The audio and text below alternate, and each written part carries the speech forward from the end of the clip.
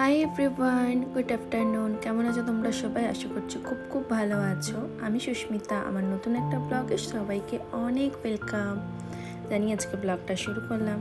দুপুরবেলা লাঞ্চ নিয়ে বসে গেছি, আর আজকে আছে লাল লাল কষা কষা খাসির মাংসের ঝোল, তার সাথে আছে চাটনি, আরও অনেক কিছু আছে। আর মাংসের সাথে না আশিস লুচি খেতে খুব ভালোবাসে, তো সেরকমভাবে তো অন্য দিনগুলোতে খাওয়া হয় না। তো আজকে ভাবলাম যে একটু লুচি করি। আর লুচি খেতে ও বললোই যে লুচি খাবে মাংসের ঝোল দিয়ে। আমি বললাম যে রাতে করি, বললো না গরম গরম।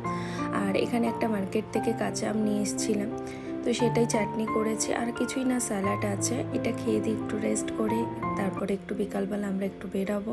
এখন তো জানোই যে ঈদ চলছে, ঈদের ছুটি চারিদিকে, মোটামুটি সব কোম্পানিগুলোতে বৃহস্পতিবার থেকে ছুটি অলরেডি পড়ে গেছে, পুরো এক সপ্তাহ ছুটি টানা চলবে। আর আশিসদের শনিবার থেকে পড়েছে, মানে শনিবার হাফবেলা ভোরবেলা গেছিলো, বাট ও তাড়াতাড়ি চলে এসছে। তারপরে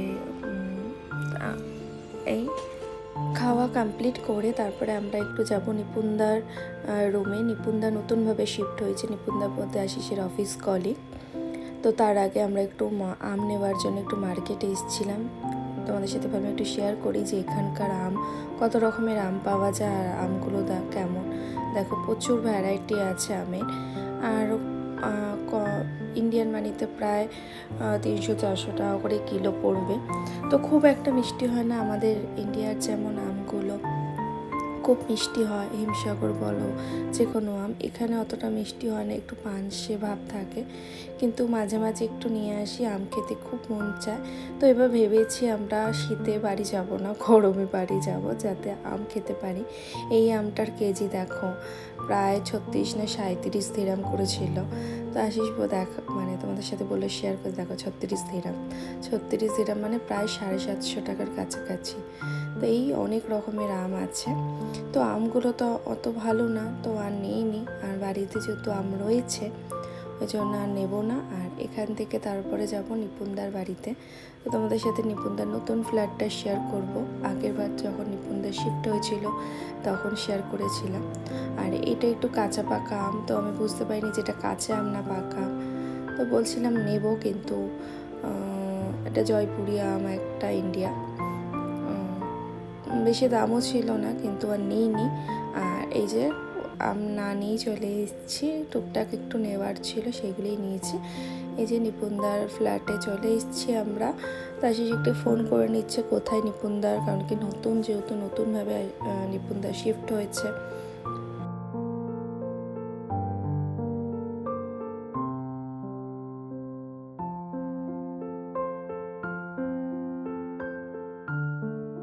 আমরা উঠে গেছি 8th ফ্লোর। তারপরে আশিস রুম দেখছে, কোন রুমটা, আশিস আবার ফোন করলো, ভালো করে দেখে নিয়েছে, নাহলে বেল বাজালে সমস্যা হবে কোন রুমে।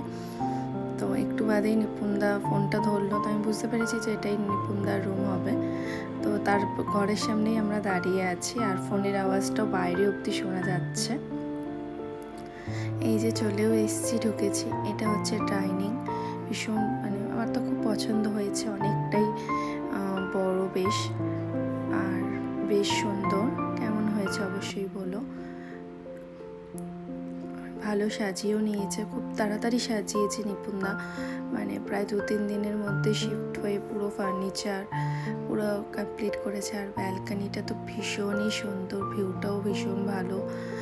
এক কাপ চায়ে ঠান্ডাকালে কিন্তু মনটা ভরে যাবে, গরমকালে তো সেরকম এখানে দাঁড়ানো যাবে না, কিন্তু যেহেতু অনেকটা উঁচুতে গরমটা কিন্তু একটু কম লাগছে দেখলাম আমি নিচের থেকে। আর এই যে এই ভিউটা ভীষণ সুন্দর ভিউ, কিন্তু পুরো রোডের সামনেই নিপুণদার ফ্ল্যাটটা নিয়েছে। তো আগের বার আমরা নিপুণদার ফ্ল্যাট দেখতে অনেক বেরিয়েছিলাম, এবার আর বেরানো হয়নি, যেহেতু আশিস আস্তে আস্তে অনেকটা লেট হয়ে যাচ্ছিল, সাইডে কাজ হচ্ছিল। আর এটা হচ্ছে নিপুণদার হচ্ছে বেডরুম। এই যে নতুন একটা বেডটাও খুব সুন্দর, ওখানে ঠাকুর আছে, ওয়ার্ড্রপ, এগুলি কিন্তু নতুন সবভাবে কিনেছে। কেমন হয়েছে অবশ্যই কমেন্ট করে জানিও, আর বলো ভালো লাগলে। আমার তো বেশ ভালো লাগছে।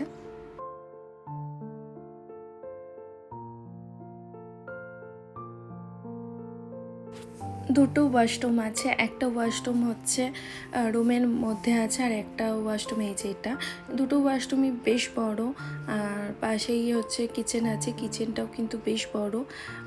কিচেনটাও পুরো ঠিকঠাক এখনও গোছায়নি, যেহেতু জাস্ট শিফট হয়েছে 2-3 দিন হলো, ঠিকঠাক গুছিয়ে নেবে। এতদিন তো নিপুণদা রান্না করতো না, এরপরে রান্না স্টার্ট করবে।